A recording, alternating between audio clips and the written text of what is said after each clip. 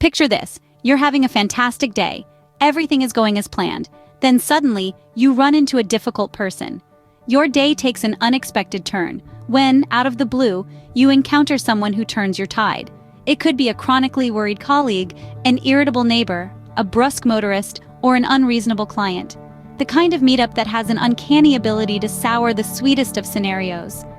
These encounters can feel like a rain cloud on your sunny day, disrupting your peace and shifting your mood.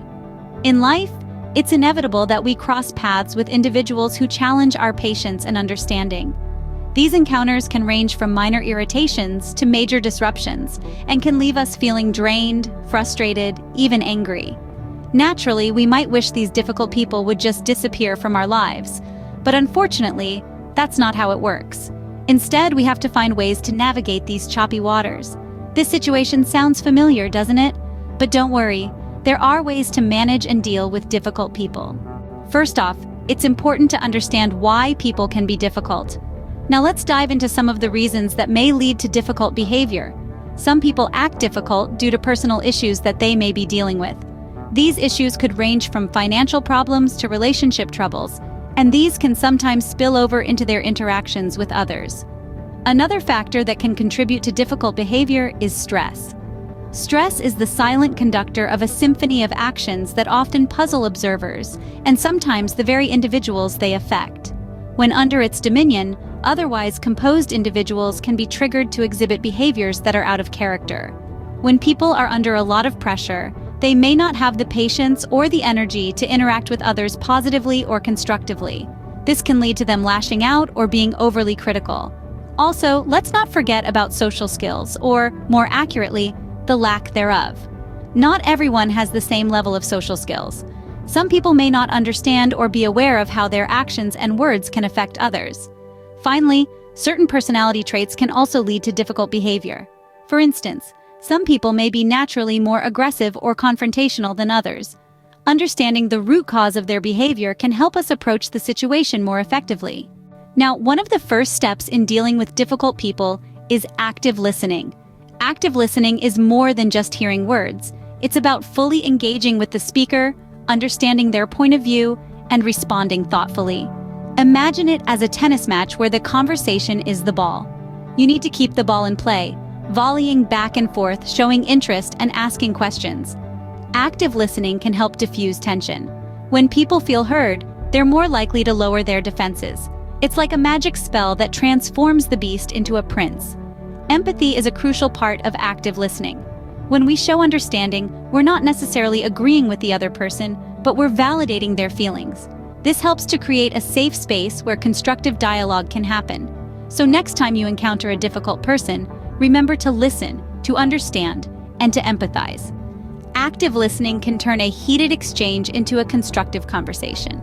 The next step is mastering assertive communication. But what is assertive communication? It's a balance between being too passive and too aggressive. It's not about winning or losing, but about expressing your feelings and needs clearly and respectfully. Imagine this. You're in a conversation where you feel unheard or disrespected. Instead of shutting down or escalating the situation, you choose a different path. You say, "I understand your perspective, but I feel," or "I need." You're not attacking or withdrawing, but stating your needs and feelings. This is assertive communication. It's about being honest yet tactful. It's about being firm yet respectful. It's about acknowledging the other person's rights while standing up for your own. It's about building bridges, not walls. Remember, the goal isn't to control others, but to ensure your voice is heard. Assertive communication allows us to stand up for ourselves while still respecting others. Another crucial point is learning to manage your own emotions when dealing with difficult people. It's like being in the eye of a storm. Chaos may be swirling around you, but in that center you remain calm and composed. How do you achieve this? First, breathe. Deep, slow breaths can help to steady your nerves. Then, remind yourself this isn't about you. Difficult people are often dealing with their own issues and projecting them onto others. Practice mindfulness. Stay present in the moment without letting past encounters or future worries cloud your judgment. Use your emotional intelligence. Recognize your feelings, but don't let them dictate your actions. Another tip is to invest in self-care. Regular exercise, adequate sleep, and a healthy diet can help maintain your emotional balance. And finally, practice empathy. Try to understand where the person is coming from. This doesn't mean you have to agree with them, but it can help you respond with kindness instead of anger. Remember, you can't control other people's behavior, but you can control your reaction to it. Lastly, don't forget to set boundaries. This is crucial if you want to maintain your peace of mind when dealing with difficult people. Just as fences protect our homes, setting boundaries shields our mental and emotional space. It's not about building walls, but rather defining what's acceptable and what's not. Setting boundaries begins with self-awareness. Know your limits. Understand what makes you feel uncomfortable or stressed. These feelings signal that someone may be infringing on your personal space. Once you've identified your boundaries, it's time to communicate them. Be clear, be concise, and be assertive. Use statements like, "I feel uncomfortable when," or "I would prefer if." This approach is both respectful and direct. Remember, your boundaries are not up for negotiation. It's okay to say no. It's okay to protect your peace. And it's certainly okay to distance yourself from people who consistently cross your boundaries.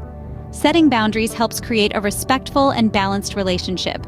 It's a vital step in dealing with difficult people effectively. So now that you're equipped with these strategies, it's time to put them into practice. Life is a stage, and each day presents a new scene, often featuring a cast of difficult characters. But you, my friend, have the tools to navigate this sometimes tricky script. Every interaction is an opportunity for growth, a chance to flex these newfound skills. Be it an overbearing boss, a nagging neighbor, or a cantankerous family member, these strategies are your shields and lances. They can transform even the most challenging encounters into a harmonious dialogue.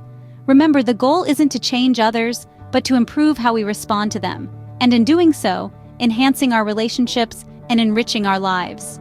So, take a deep breath. Step onto your stage with confidence. Embrace the characters in your life's script, no matter how difficult they may be. Remember, dealing with difficult people might be challenging, but it's not impossible. You're capable and you've got this. All right, folks, let's quickly recap what we've learned today. We began with identifying difficult and their behavior. Then we touched on listening as an essential skill for managing these individuals. We talked about assertive communication and maintaining emotional control. Setting boundaries was next on the agenda. We ended with practical application of these strategies. Remember, these are long-term skills that require ongoing practice. Don't be discouraged if your initial attempts aren't flawless. It's part of the learning journey. Your experiences are valuable, so please share them with us. Have you tried these strategies? What was your experience? If so, please don't hesitate to share in the comments below. Remember, managing difficult people is a skill that improves with practice. You've got this. We hope you found this video useful. If so, give it a like, subscribe, and share. Your support allows us to create more content like this. Thank you for watching. See you in our next videos.